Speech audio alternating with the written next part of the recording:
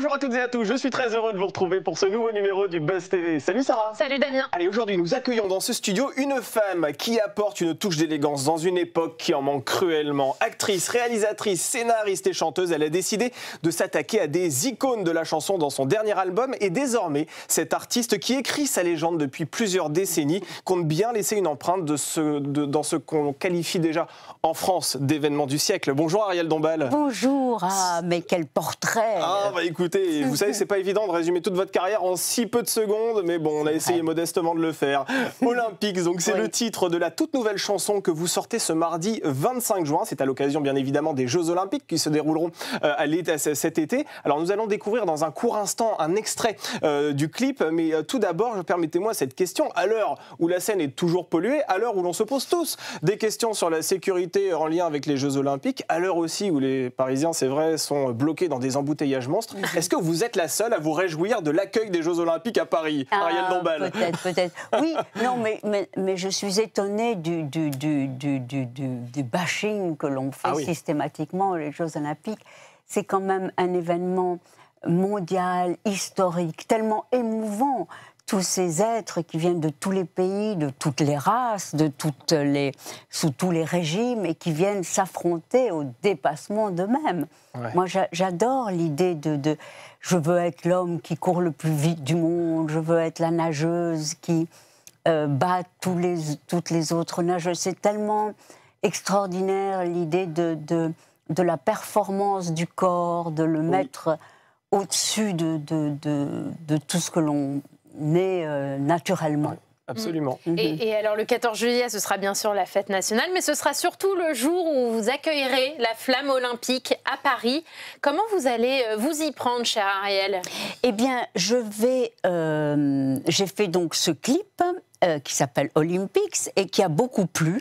Et cet hymne dont j'ai écrit les paroles. Et donc, voilà, j'ai été choisie pour accueillir la flamme quand elle arrive à Paris, je pense, sur le parvis de l'Hôtel de Ville. D'accord. Et elle va dormir auprès de Madame Hidalgo et de auprès de la mer et auprès de tous les Français, de tous les Parisiens, le soir du 14 juillet. Et vous savez comment vous allez la porter d'un seul bras, deux bras? Est-ce que les détails comptent dans ces moments-là? Les détails. Pour l'instant, je sais que je chante et que mes athlètes autour de moi dansent. Vous ne savez pas si vous allez la porter, la flamme olympique, en réalité? Non, je ne sais pas. D'accord. Voilà. C'est toute une surprise. Ce sera la surprise. Est-ce que vous ferez partie de la cérémonie des Jeux Olympiques qui aura lieu cette fois-ci le 26 juillet prochain? Pour l'ouverture? Pour l'ouverture, absolument. Non, je ne crois pas. Mais je ne sais pas. C'est encore un peu opaque. Oui, exactement. C'est un peu une nébuleuse. On n'a pas vraiment d'artiste confirmé pour le moment, hormis quelques rumeurs, notamment celle d'Aya Nakamura qui peut-être chantera lors de la cérémonie d'ouverture. On espérait vous y voir. Bon, écoutez, ce sera la surprise. On va poursuivre cet entretien dans quelques instants, Ariel Dombal. On va parler aussi de votre album, Iconics, qui est fabuleux. Franchement, chaque chanson nous reste en tête pendant au moins 2 semaines. Donc ça, c'est une super chose. On va en parler dans quelques instants. Mais tout d'abord, je vous propose de découvrir les news médias présentés par Sarah Lecoeuvre.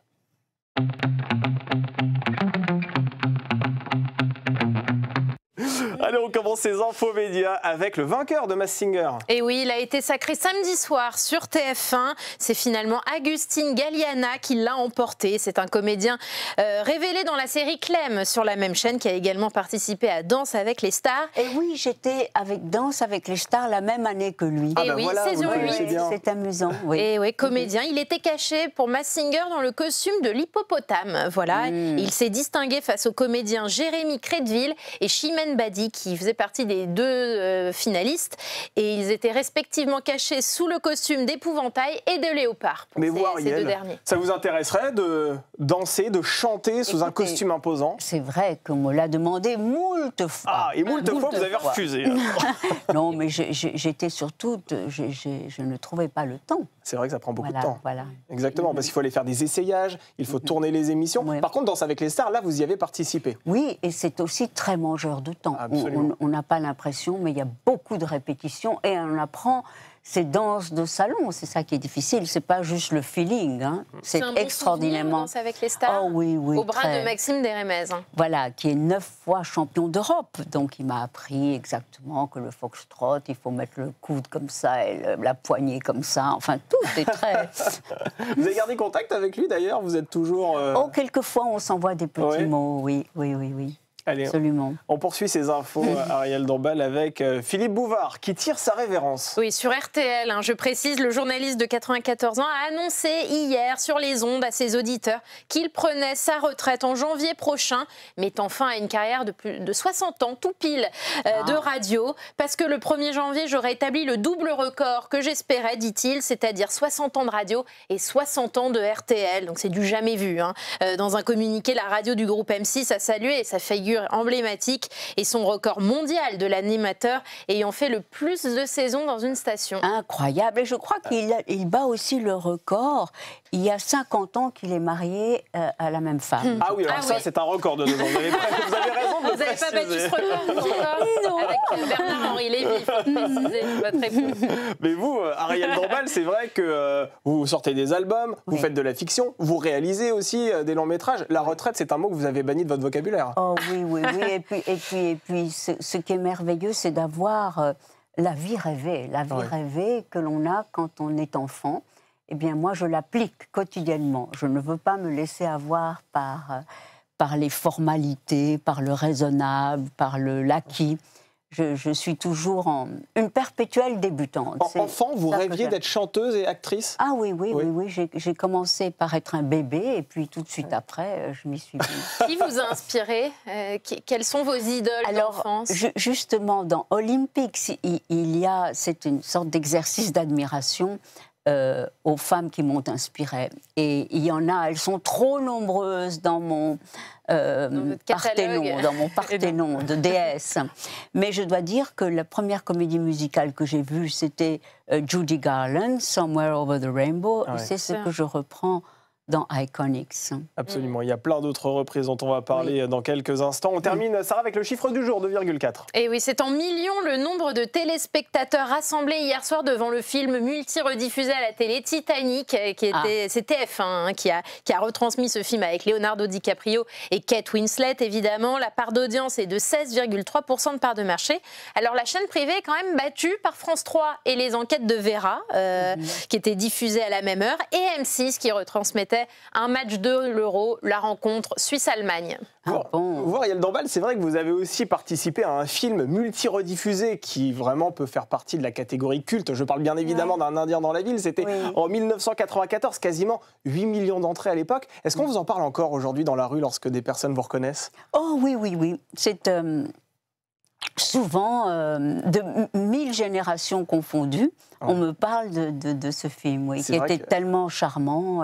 Pourquoi il a marqué à ce point les esprits, vous pensez? Parce c'était un peu l'idée que nous tous, nous nous adaptons à l'environnement, à la situation qui est toujours nouvelle pour nous tous. Et ce petit Indien qui vient donc de très loin et qui arrive presque tout nu avec ses flèches, etc., et qui essaye de conquérir Paris, qui grimpe la tour Eiffel comme ça parce que ça l'amuse, qui mange les poissons de l'aquarium. Bon, c'est tellement mignon. Et film que vous n'avez peut-être failli jamais faire, puisque vous ne vouliez pas y participer au départ. Oui, c'est vrai, ça. C'est Thierry Lhermitte qui a tellement insisté parce que je me disais mais des comédies. C'est-à-dire que j'étais peut-être dans une période où je faisais beaucoup de films d'art et d'essai. Je travaillais avec John Malkovich, avec Raoul Ruiz, avec Romer, avec Schroeter, des cinéastes très pointus.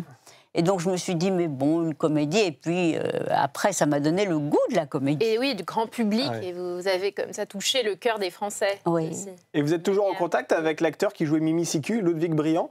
Eh bien, je l'ai revu au festival de Gérardmer, au festival de films fantastiques et d'épouvante. Absolument. Et alors, il a quitté un peu le métier. Je crois qu'il est devenu avocat. Il est devenu avocat, absolument. En tout cas, on voit son visage là qui apparaît à l'écran et effectivement, il a beaucoup changé. On peut dire, les années ont passé. Les années ont passé, mais vous, votre talent ne s'est toujours pas amoindri et vous continuez à chanter. Ariel Dombal, on en parle tout de suite dans l'interview du Buzz TV.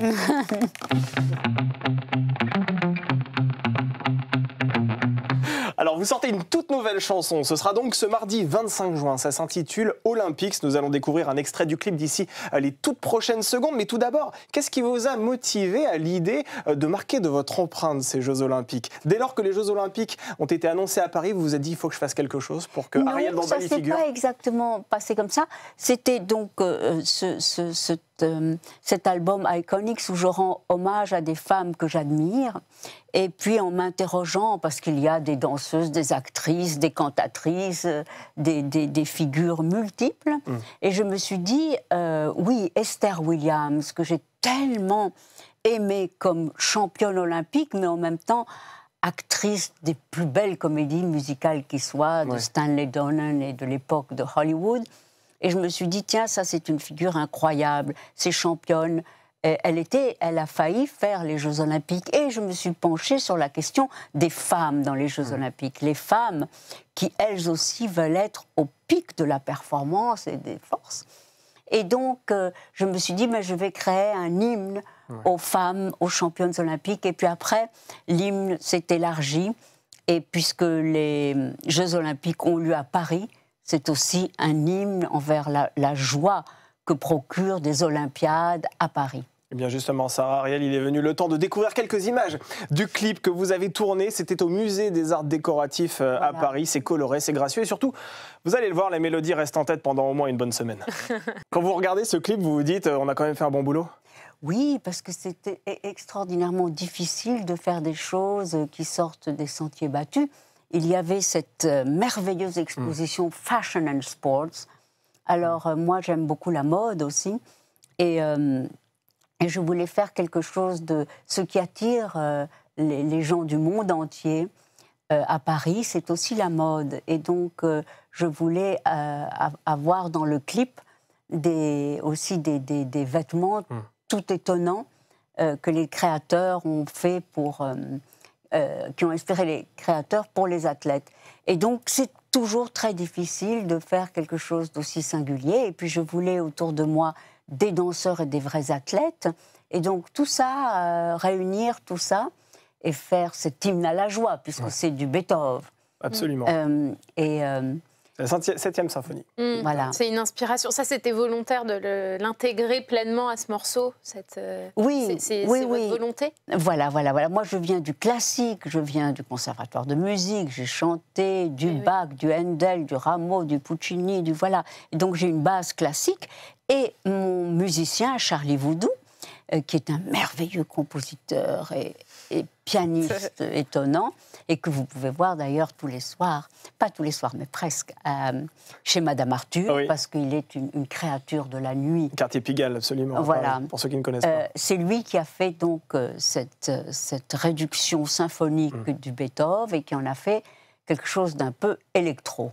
Mais permettez-moi cette remarque, Ariel Dombal, mais c'est vrai, j'espère qu'elle ne vous offensera pas d'ailleurs, hein, mais c'est vrai que dans ce clip, vous ressemblez quelque part à une poupée avec la chevelure de Marilyn Monroe. De Marilyn Monroe, oui. Un petit peu. Peut-être, mais aussi, on me dit aussi une sorte de créature un peu manga. C'est ça, exactement. Je veux être tout à fait moi-même. Oui, c'est ça. Vous êtes vraiment là comme une divinité de blanc immaculé, quoi, quelque part. Hein, c'est un peu ça. Alors que Paris soit une fête, vous l'avez rappelé, hein, en fait, c'est quelque part aussi un appel que vous faites pour éviter ce bashing que l'on entend en permanence des Jeux Olympiques. Voilà, je trouve c'est rare d'entendre des gens qui s'enthousiasment autour des Jeux Olympiques aujourd'hui. Oui, je trouve qu'on entend tellement des critiques sur Anne Hidalgo et sur le fait qu'on ne peut plus conduire. Mais non, mais enfin... Vous n'êtes pas d'accord avec ça? Vous prenez la voiture, Ariel? Je prends la voiture et j'entre dans les pires des embouteillages et je suis furieuse comme tout le monde.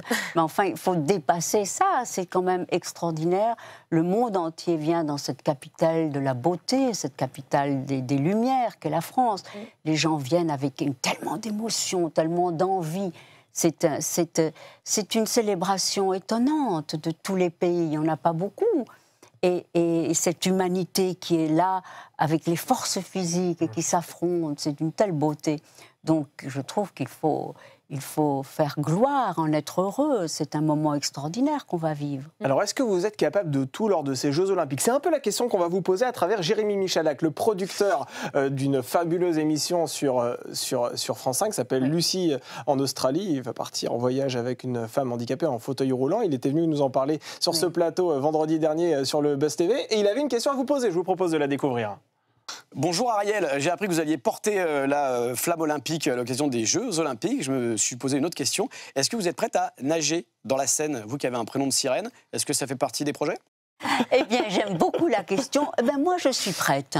Je suis prête à nager. Pourquoi pas? Pourquoi pas? Oui. Je suis une grande nageuse. Enfin, bon, j'ai toujours nagé. Vous avez adoré la natation? Oui. Et je nage dès qu'il y a une rivière... même une flaque, je me jette dedans. Mais est-ce que la flaque n'est pas plus propre que la Seine, Ariel Dombal? C'est la question qu'on doit se poser. Il semble qu'il y a eu vraiment tout un système d'épuration extraordinaire. C'est pas toute la Seine, c'est une boucle de la Seine qui va être purifiée. Exactement. Et donc, je suis sûre qu'il y a beaucoup d'ingénieurs et de physiciens qui se sont penchés sur la question. On ne va pas empoisonner tous nos athlètes en les faisant nager dans la Seine. Oui, moi je suis prête à évidemment y plonger. Ariel la sirène. et alors les téléspectateurs l'auront sûrement remarqué en découvrant le clip, vous avez une ligne incroyable. Est-ce que, et puisqu'on parle de sport avec les JO, est-ce que vous êtes une grande sportive, Ariel? Oui. Vous suivez un régime particulier? Je suis sportive, je l'ai toujours été. J'ai commencé à avoir une conscience de mon corps parce que j'étais une ballerine. J'ai commencé avant tout à être danseuse. Et donc, je voyais les danseuses sur pointe qui, pour moi, me paraissaient les femmes les plus idéales du monde. La grâce, la maîtrise absolue du corps, le maintien, le port de tête. Et donc, j'essayais de les égaler. Donc, je me suis toujours dit qu'il fallait, en effet, avoir un idéal et essayer d'aller vers cet idéal.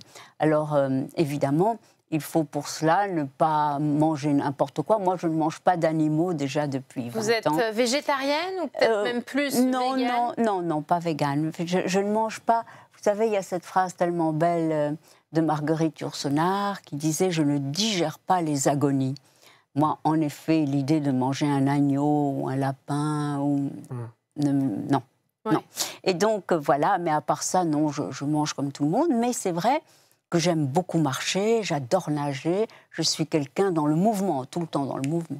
Ariel Dombal, vous avez sorti le 24 mai dernier ce nouvel album intitulé Iconics. Alors vous reprenez des tubes mythiques tels que Fever, Boys in the Backroom ou encore J'ai deux amours de Joséphine Baker. Est-ce que c'est une performance olympique quelque part de s'attaquer à des icônes de la chanson telles que Marlène Dietrich, telles que Joséphine Baker? Voilà, mais c'est vrai que l'une comme l'autre, j'ai pris des femmes que j'admirais au carrefour de force, qui ont toute une identité très forte et qui ont été des pionnières un petit peu. Alors aussi bien Marlène Dietrich, qui est la première à s'être habillée en garçon, à avoir pris les commandes de sa propre vie, avoir été une icône gay. C'est une des icônes gays parce que justement elle cristallise une sorte de glamour, de mystère et en plus un travail étonnant, aussi bien d'actrice que de chanteuse, que de figure. Et puis Joséphine Baker aussi, c'est quelqu'un, il faut imaginer quand Joséphine Baker est arrivée à Paris avec sa couronne de bananes autour de la taille, elle avait beaucoup de mal à se faire accepter. C'est aussi une merveilleuse pionnière dans ce sens, c'est que elle a déjoué tous les préjugés, elle a avancé et elle est devenue non seulement une immense figure, mais aussi quelqu'un de remarquable sur des tas de plans, bien sûr pendant la guerre, mais aussi l'idée de vouloir faire une famille avec tous les enfants du monde. C'était un tel rêve. Voilà. Joséphine Baker, c'est le charme, la voix et puis cette détermination, cette force. En plus, avec les préjugés de l'époque. Absolument. Il y a aussi ces femmes Peggy Lee, Judy Garland. Alors, que des femmes qui ont marqué le siècle dernier. Et quelles sont, selon vous, en 2024, les femmes qui vous inspirent, les icônes de notre époque? Oh, mais j'en aime beaucoup. Moi, j'aime Billie Eilish, j'aime Lana Del Rey, j'aime Rihanna, j'aime Madonna. Taylor Swift, c'est la nouvelle queen voilà, de la pop. C'est la nouvelle queen.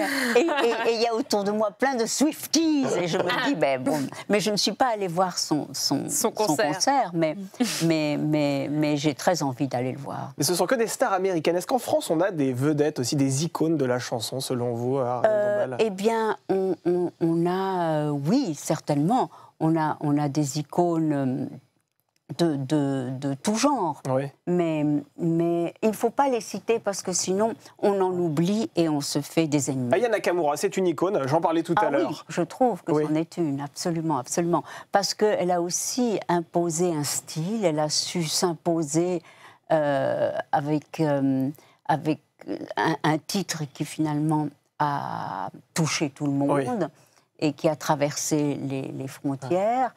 Et donc, c'est formidable. C'est une image aussi dont la France est fière.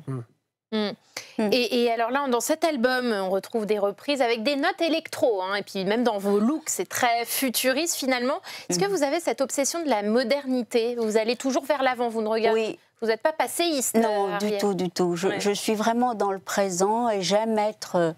dans l'avant-garde des choses. C'est là où je trouve que c'est le plus intéressant. J'aime la curiosité, j'aime que mon cœur batte avec mes contemporains. Et donc, voilà, c'est ça qui compte. Et le temps qui passe, parce que toutes les actrices, les comédiennes qui passent sur notre plateau nous disent que, passé 50 ans, on leur offre plus des premiers rôles, toujours des rôles secondaires. Est-ce que vous faites le même constat? Eh bien, moi, non. On m'offre beaucoup de choses encore. Et il est certain que plus on avance dans l'âge, moins on peut jouer de rôle, parce qu'on ne peut plus jouer des filles de 25 ans, ni des jeunes premières. Mais il y a tellement de manières de prendre les rôles, les personnages. Et puis les temps changent maintenant. On voit beaucoup de films, il y a des séries aussi. Et on voit un diapason, un spectre de femmes beaucoup plus diversifiées, je trouve. Je trouve qu'au contraire, ça s'ouvre plutôt à tous les âges. Ouais. Quand vous parlez de l'âge, de fiction aussi, est-ce que vous avez des projets dans cet univers de la fiction, au cinéma, à la télévision? Ah oui, toujours. Déjà, certains qui sont en boîte, et puis d'autres à venir. Peut-être aussi les plateformes Netflix Oui, notamment. Ouais. Ah oui, bon, vous êtes mystérieuse. Oui, c'est ça, ben vous nous en parce dites pas qu'il ne trop, faut là. pas déflorer. Mais oui. Allez, on termine cette émission, Ariel Dombal, avec notre dernière rubrique au suivant.